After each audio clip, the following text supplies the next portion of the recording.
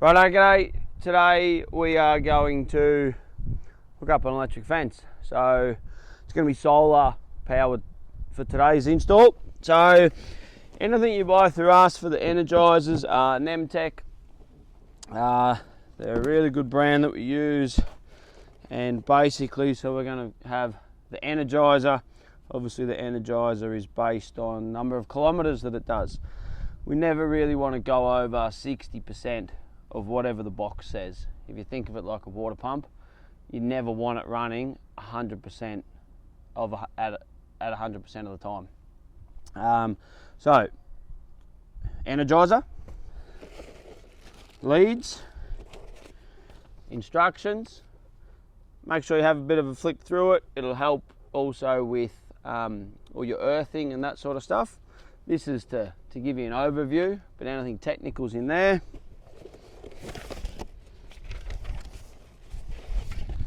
And then our panel.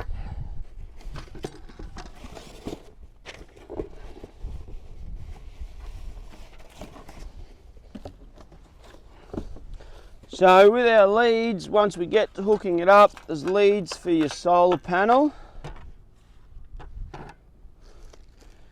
In this one, we have alligator clamps.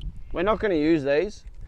These will just become extras. You can put them onto your fence, which is okay for temporary, short-term stuff.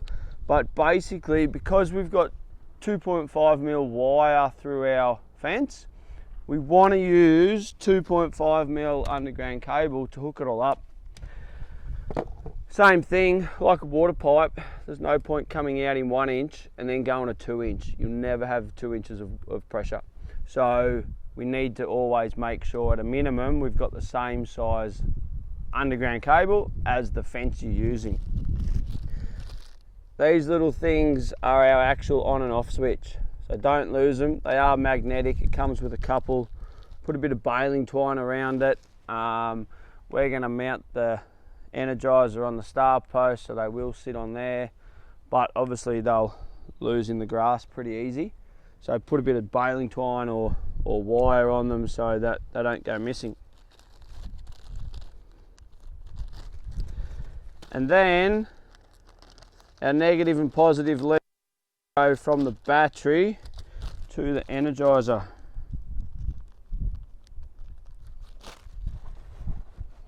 So what we want to work out is where you're going to put the energizer. Obviously out of horses' reach, because we don't want to go spending all this money and they can play with it. In this case, we're trying to keep it half neat, away from the fence, away from the paddock, but not in the laneway. So it depends on your situation. But once we set it all up, we want the solar panel to face north. In this case, what we've chosen to do is put it about 2 foot off the fence at the electrics, and it'll actually be lower than the electrics line so that the horses can't play with it. With these Nemtech ones, energizers, they've obviously got holes if you want to mount them on a wall, but they've also designed so that we can mount them on a star post. Righto, we just got to put a few bolts together.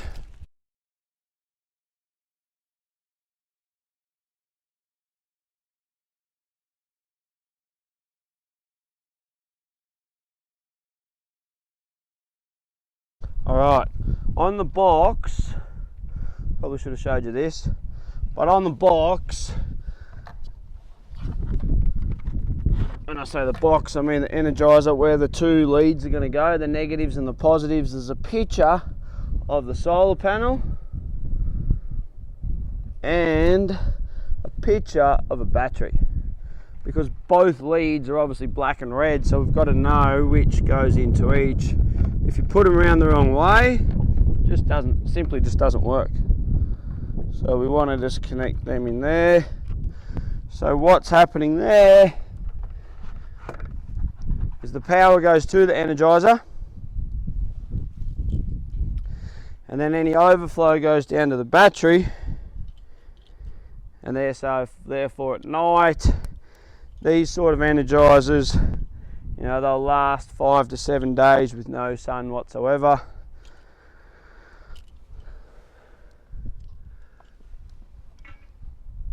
And so with this one, just as I plug it all in, I can hear it ticking away. So before I go and do too much,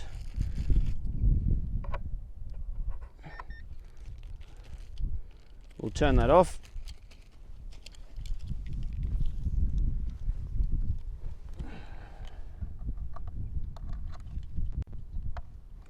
And so what we'll do later is put this in a nice box, look after it. It's going to be out here in the elements forever. So we will get just like a nice steel box to put that in. Righto. So essentially that's set up, and I don't know if this camera will pick it up, but let's try.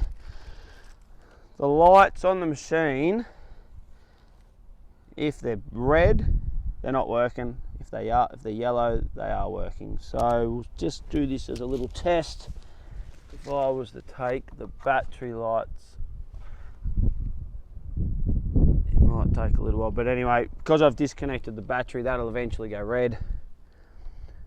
And then when I connect it all back up, it's just saying that it's working. So there we go. Now it should flick over again in a sec. Green for the solar panel to say it's working, green for the battery to say it's working, and because I've turned it on and off, it actually turned the machine on and off itself. So these little on and off switches, because these are out in the elements, the best part about the Nemtech brand is there's no break in the casing. So there's no actual on and off switch as such, because that means you have to have a break in the casing, so then the weather and the moisture can get inside. So these little magnetic toggles, we put it just on the logo and you'll start to hear it beep, and then essentially the light will turn off. Alright, so that's the energizer side of things. Now, one of the most important parts that is overlooked with electric is your earth. Is the earth system. So what we can do, depending on your fence setup, so with us, this fence here is what we call the Duncan Equine full fence system, and that means it's because everything's from us. And so when it's all from us, we're going to have steel end assemblies that's been painted, and then obviously the plastic posts and the rail. But what it means we can do is that the steel end assemblies are 1.5 meters in the ground. And so we can actually hook up our earth system to our end assemblies, and straight away we've got 2 earth stakes 1.5 meters in the ground, 3 meters apart. But what we're also going to do is add on to that, and we've put, so these are 1.20 meters long. I've left them out of the ground a little bit. The main reason, so come next spring when there's a whole heap of grass, we'll actually see it. If we go too neat in the ground, you won't see it and you'll run over it with the mower. So they're 1 meter in the ground. I've put them behind a plastic post and the next one as well, so that it's just nice, neat and tidy.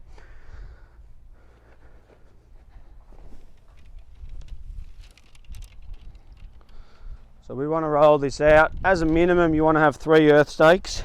Depends a little bit on the size of the property. Depends how far your fencing's going, not necessarily how much fencing you've got, but how far the furthest point is from the energizer.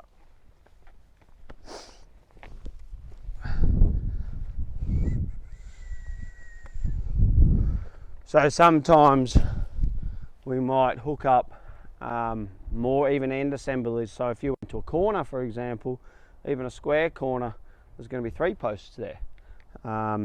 Or quite simply here, we could hook up the other end assembly on the other side of the gate.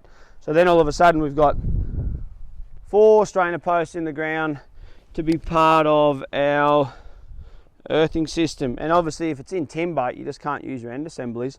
We just have to use more of these earth rods. Just has to be gal.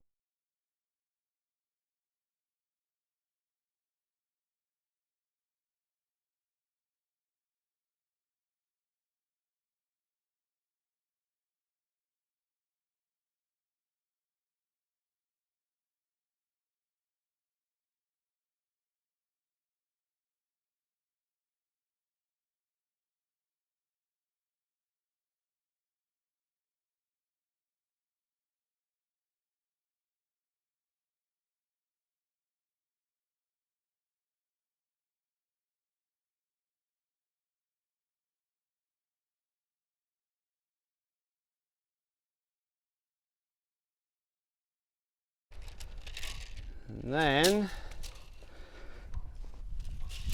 up to obviously green for earth, red for live. So we're going to come up to about there. Same, we'll make sure we've got enough left over to dig trenches. And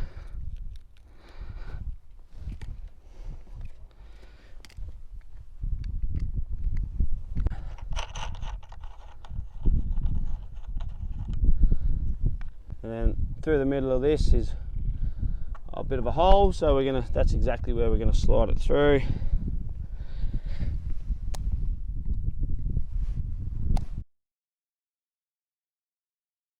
And then I just like to put a little hook in it, make sure it never falls out.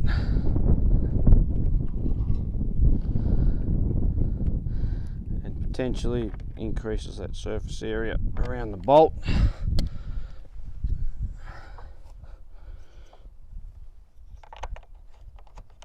Righto, that's the earth. So as a minimum, we want to have 3 earth stakes, all connected up a metre in the ground. But think of the earth stakes as that they have a ring around them, so there's no point putting them 30 centimetres apart. So if you went 3 stakes, 2 metres apart, 1 metre in the ground. But if you do everything through us, and we've got steel end assemblies, without doing any work, we've got 2 earth stakes, 1.5 metres in the ground, and then we've added 2 more today.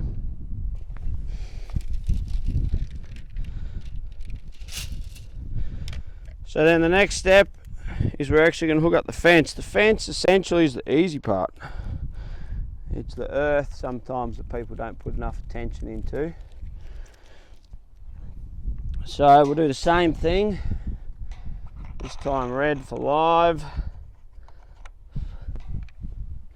If you get stuck, the manual, so like there's pictures on all these, but you know, just go back to the manual.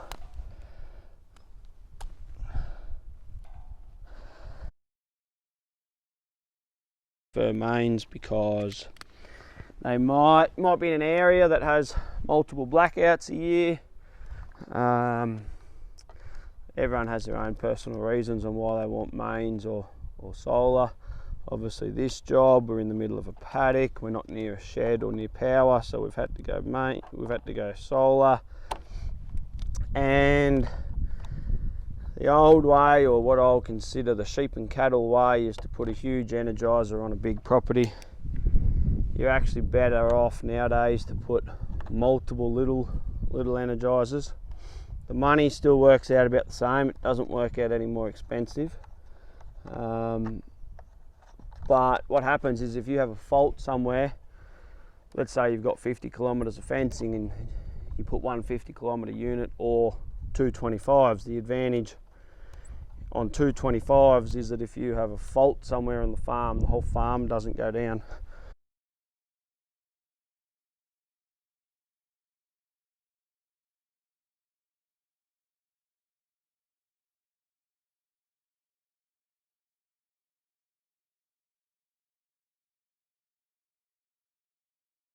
So all we're going to do, same thing, lots of cutting. This stuff's a bit tough to get through, but it's because of those 2 insulations, so long term it's a good thing. We've got to not really look at fencing as a weekend job, because it's you know, it's a long-term investment for your property, so we want to take the time to do it right so that you don't have to do it again in 5 years' time. Same with the electrics. The electrics are a bit fiddly. No doubt we'll find little faults, but we just got to set aside the time to do it, otherwise it'll make life really painful and you've got to do it all again.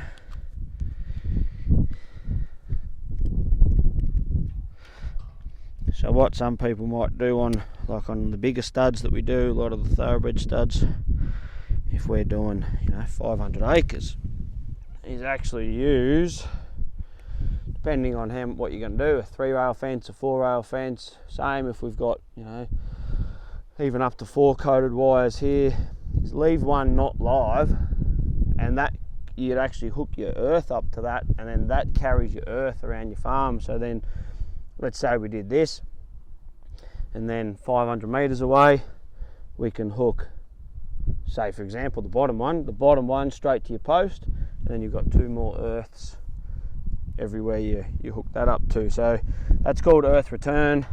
Not many people do it in the horse world. It's done a lot in the cattle world, but if it's big farms, we want to do it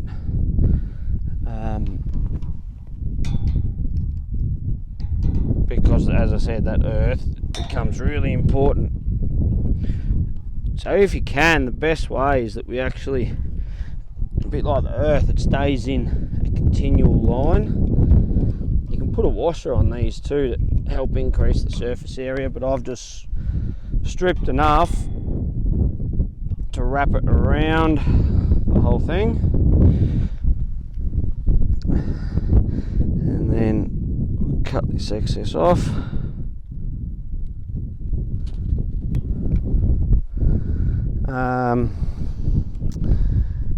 Just, keep things nice and neat and tidy. From your electrical shops or Bunnings, you can get little saddles, to clip them onto there, especially if you've painted your end assemblies black like this job. It obviously looks nice and neat.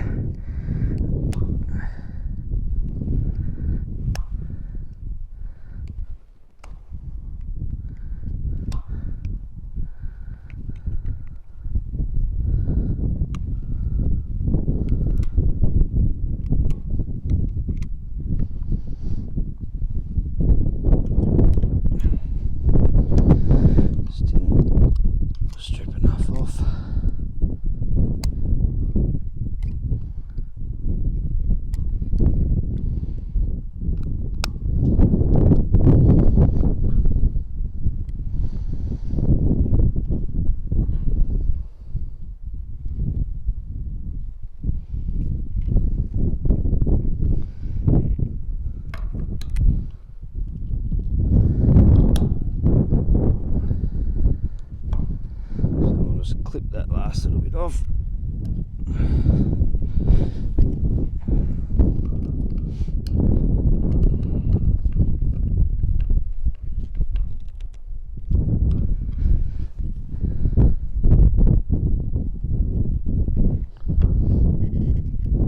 Righto.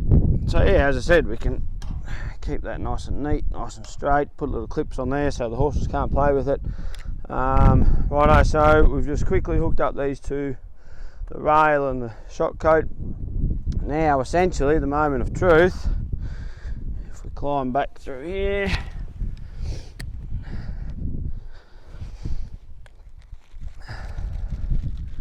I suppose it's just luck really if it turns on and you get good voltage straight away. A lot of the time you can hear that tick. A lot of the time we might have to just look for little faults, or we might have something not screwed up very tight. So, tester. Everyone needs a tester. You can't have electric fences if you don't have the right equipment, because there's no point saying to us, oh, the rail doesn't work, and we say, oh well, how many volts are going through or how many amps are going through, and you don't have the figures to match it. So depends on what energy, what fence tester you've got. Some of them have different shapes at the end, and with a plain wire fence you're going to hook it straight on like that. With the rail, because we've got just that small bead of carbon fibre through the top, and depending on what product you get, top and bottom, better to go across it because you get a better connection, a better surface area. So there I read 1.5 kilovolts, which means there's a massive leak somewhere. So look at electric fencing simply out of 10. Anything under 3 is terrible. 4, 5, 5.5, it's okay, but look for a fault somewhere. And at 6 and above, be happy with it, don't touch it. So we'll go for a little walk, we'll try and find. So what this tester tells me, it's got a direction of fault. It tells me 1.2 kilovolts. It says 13 amps and it gives me an arrow of that direction, which is pretty simple considering the end of the fence is there. But amps, when we're fault finding, tells us a little bit of where the leakage is. Amps a little bit like flow in water, and volts is like pressure in water, how much pressure's in your pipe versus how much is actually coming out the end of the pipe. So so now we just go for a little walk, follow the arrows essentially, and we try and find a little fault. So we've just been for a walk around. Basically we found where someone had tried to graze out the laneway. They'd just put good old hot tape.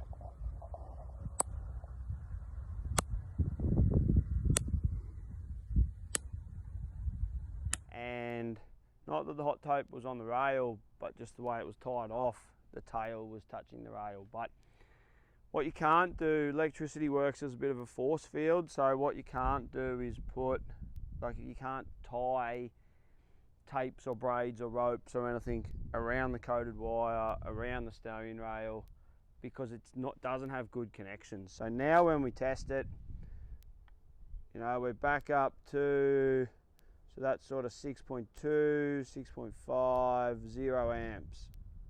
The thing whichever fence you get, obviously there's power running through all three wires.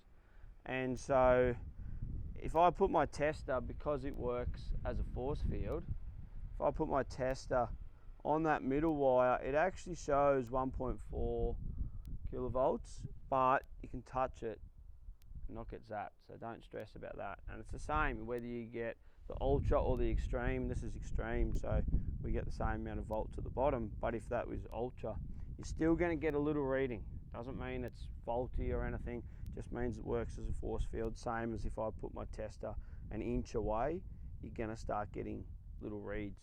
And then yeah, with the coated wire, because same scenario, you're best to go across it, because then you've got to make sure that you're getting that probe onto the black carbon fibre. Now this is reading 6.1, 6.4, 6.3.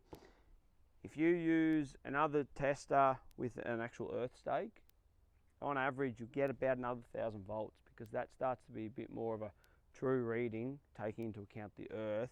These are bloody handy, you know, but essentially you're never going to probably get 9,000 or 10,000 volts through these machines, because it's about the whole system. So this is the start of this little property, but what we would suggest is put these cutout switches in most paddocks. It means that, you know, if we just hooked up 20 kilometres of fencing and it, you know, with 10 offshoots at individual paddocks, makes it a hell of a lot harder to find. Today I found the fault in about 2 minutes, because we literally just did a perimeter of one paddock. But basically at every gateway, if you put a switch, it means that A, you can turn paddocks on and off if you need to, but B, it's a hell of a lot easier for fault finding, especially if you've got a lot of kilometres of fencing. You don't want to be walking around all day. So there's lots of different ones on the market. These ones are good. It comes back to not having a casing for moisture and bugs and ants to get in, and then when these are off, it's pretty self-explanatory, and when they're on. So essentially all we would do is just screw it onto a post like this, so it would come up, or you know, you'd put it down the bottom, it would come up from the ground in one, out the other, and then go through your fence. So hope that's helped. If you really get stuck, give us a ring. But at the end of the day, you need a fault finder. You can't have electric fencing, and you can't find faults if you haven't got a fault finder. And normally, especially with our system, you know, plastic posts, it'll be a pretty simple find if there are errors, or even just little mistakes. So happy fencing.